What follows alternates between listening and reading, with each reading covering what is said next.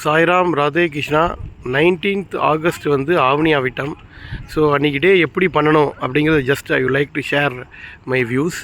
First வந்து காலம்பரை process சந்தியாவந்தனம், அது முடிஞ்சதுக்கப்புறம் சமிதாதானம். இந்த ரெண்டையும் முடித்ததுக்கப்புறம் காமோகார்ஷி ஜபம் நம்ம ஆற்றுலேருந்தே பண்ணிடலாம். அப்புறமா நம்ம வந்து மாத்தியானிகமும் பிரம்மயக்கியமும் பண்ணிவிட்டு நாம் பூனல் போட்டுக்கக்கூடிய இடம் வாத்தியார் எங்கே பண்ணி வைக்கிறாரோ, ஈதர் நதி தீரத்துலேயோ இல்லை சிவஸ்தலம் வைஷ்ணவஸ்தலம் இல்லாட்டி ஆன்லைன் இதில் எதுலேயோ நாம் போய் ஜாயின் பண்ணிட்டு அதில் முதல்ல பண்ணிக்க வேண்டியது மகா சங்கல்பம்.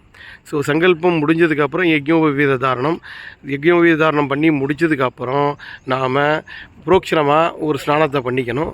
பண்ணதுக்கப்புறம் நாம் காண்டரிஷி தர்ப்பணம் முடிஞ்சதுக்கப்புறம் வேத ஆரம்பம்.